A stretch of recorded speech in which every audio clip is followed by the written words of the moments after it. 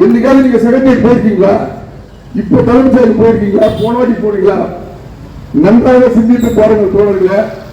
போன வாட்டி தலைமைச் செயலர் போனா ஒரே முத்துவேல், கருணாநிதி, ஸ்டாலின் போட்டுதான் இருக்கும். இப்ப போய் பாருங்க தலைமைச் செயலத்துல நம்முடைய தளபதி யாரை சந்தித்தாரோ அவரை திட்ட சீமான் படம் உட்பட இருக்கிறது.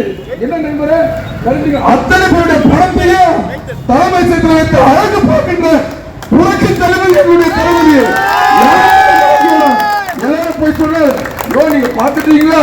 நீங்க ஏன் பார்த்தீங்க? தீய சக்தியா இருந்தாலும் சரி, தீண்டாத சக்தியா இருந்தாலும் எந்த சக்தியும் நாங்கள் நேர்கின்ற சந்திக்கிற ஒரே சக்தி என்னுடைய மகா சக்தி, பராசக்தி, வான் சக்தி நம்முடைய தளபதி மட்டும்தான். அதான் தளபதி. அந்த தலைமை சிறப்பு தான் அழகா இருக்கு. எல்லாரோடய எடுத்திருக்காரு. எந்த போட்டோ டெலிட் பண்ணல. நீங்க ஒண்ணா போய் பாருங்க. எல்லாரோடையும் அன்புமணியோட இருந்த போட்டோ, இவரோட இருந்த போட்டோ, அவரோட இருந்த போட்டோ, எல்லாருடைய போட்டோ வரிசையாக நின்று அழகு பார்க்கின்ற ஒரு புரட்சி தலைவருடைய பிறந்த நாளுக்கு நீங்கள் சாதாரண அவர் மென்மேலும் வளர்ந்து இந்த தமிழக மக்களுக்கு இன்னும் சிறப்பான ஒரு நலத்திட்ட உதவிகள், சிறப்பான ஒரு உதவிகள் செய்வார் என்று இந்த நேரத்தில் கூறிக்கொண்டு இன்னொரு பிரச்சனை இருக்கு. ஆட்சி 3 மாசம் தாங்குமா, 6 மாசம் தாங்குமா? ஏண்டா போயிட்டீங்க. கொஞ்சம் ஒரு 6 மாசம் கூட சும்மா இருக்கு. அதுல பிரச்சனை, இதுல பிரச்சனை. 3 வயது பெண் பாலியல் பலாத்காரம். நான் கேட்கிறேன், யாருன்னா ஒரு அர்த்தம் இருக்கலாம். 3 வயது குழந்தைங்க எங்க பாலியல் பலாத்காரம்? அந்த குழந்தைக்கு போடுறான் சன் டிவில. மிக நிகழ்ச்சி, பெரிய நிகழ்ச்சி. இந்த ஆட்சி வந்தோடனே அவ்வளங்கள் சட்ட ஒழுங்கு கெட்டு போச்சு. எல்லாத்தையும் ஆரம்பிச்சு வச்ச முடிக்கத்தான் எங்க தலைவர் வந்துக்கிறாரு. நிச்சயமா உங்களுடைய கதை முடியும். உடனே கரண்ட் மின்வெட்டி இல்லடா, மின் தடை. ஏன்னா வருகின்ற தடை ஏகத்துல ஏதோ தடை ஏற்பட்டுகிறது. நிச்சயமா நிர்மல்குமார் அவர்கள் மின்சாரத்துறை மந்திரி அழகா பேசுறார். உங்களுடைய அவலங்கள் எல்லாம் புட்டு வைக்கப்படும், வெள்ள வைக்க விட வேண்டும் சொல்கிறார். சிந்தித்து பாருங்கள். போனதோ யார் தெரியுமா? மின்சாரத்துறை அமைச்சர் சிவசங்கர். ஆனால் அவர் போட்டுக்கிற சார், அவர் தான் மாப்பிள. ஆனா அவர் போட்டுக்கிற சட்டு செந்தில் பாலாஜி. அவர் தான் அமைச்சர், சிவசங்கர் தான் அமைச்சர். ஆனால் அவர் யார் பேச்சை கேட்டு பண்ணாருன்னா முழுவதும் செந்தில் பாலாஜி பேச்சை கேட்டுன்னு ஒரு 7,800 ரூபாய் டிரான்ஸ்பார்மரை 12,500 ரூபாய்க்கு டெண்டர் விட்டுக்கிறாங்க. ஒரு நாள் மட்டும் நீங்களா தெரிஞ்சுக்கணும். 26 பேர் ஒரே டெண்டர் கோட் பண்ணிருக்காங்க. எங்காவது இது உலகத்தில் நடக்குமா? நடக்கிற விஷயமா? 26 பேரும் ஒரே டெண்டர் போட்டு ஒருத்தருக்கு மட்டும் கொடுக்கணுமா? அதனால அவர் சொன்னாரு, நீ என்னடா பண்ணிருக்க, ஏரியா பண்ணிருக்கின்றது இன்னும் கொஞ்ச நாள்ல வந்துட போகுது.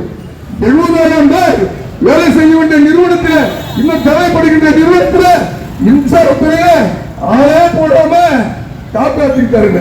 எல்லாத்தையும் கான்ட்ராக்ட் கொடுத்திருந்தாங்க.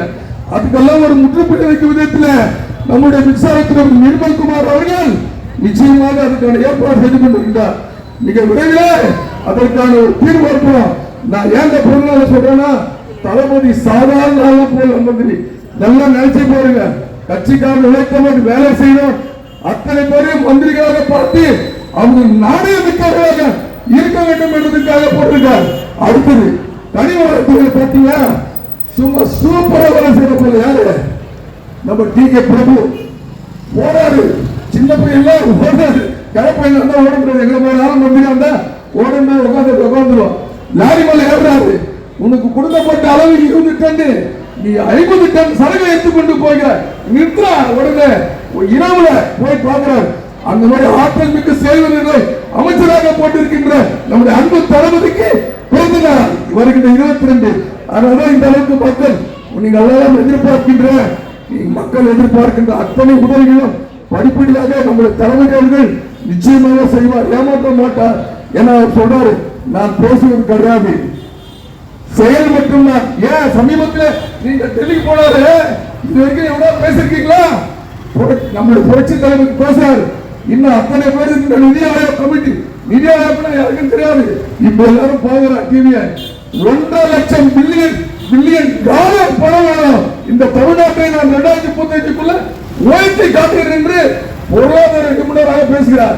உடனே நம்முடைய பாரத பிரதமர் நரேந்திர மோடி அவர்கள் அப்படியே உன்னிப்பா பார்த்து நோட்ஸ் எடுக்கிறார். இந்த அளவுக்கு தமிழ்நாட்டுடைய பொருளாதார வளர்ச்சி கொள்கை ரீதியாக எதிர்த்து நீ எனக்கு கொள்கையாக நாங்கள் எதிராக இருந்தாலும் தமிழ்நாட்டுடைய வளர்ச்சிக்கு நிச்சயமாக நாங்கள் பாடுபடுவோம். எங்களுக்கு தேவையான பணத்தை நீ கொடுன்னு கேட்கிறாரு. என்ன கேட்கிறாரு? மும்மொழி கொள்கையை அமல்படுத்தினாதான் அந்த 3500 கோடியை கொடுப்பேன்னு சொன்ன மோடி கிட்ட சொல்ற, நீ அந்த மாதிரி எங்களுக்கு நிர்பந்தம் வைக்காத, எங்களுடைய பணத்தை கொடு, நாங்கள் அப்பொழுதுதான் இந்த தமிழ்நாட்டை இந்திய நாட்டோடு ஒன்றாக இணைத்து ஒரு வளர்ச்சியை காட்ட முடியும் என்று சொன்னார். அதுக்கு உபயோகம் ஒரு ரூபாய்க்கு வரைக்கும் போயிட்டு கேட்டவங்க 1000 ரூபாய் கொடுக்குறாங்க. அந்த அம்மா சொல்லிட்டாங்க, நிர்மலா சீதாராமன் சொல்லியிருக்காங்க, நான் தைரியமா பணம் கொடுப்பேன்.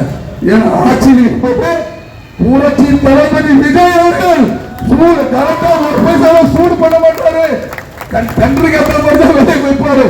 ஆகவே போன ஆட்சியை நாங்க கொடுக்கல, இந்த ஆட்சியில் நிச்சயமாக இவர்களுக்கான பணம் வழங்கப்படும்.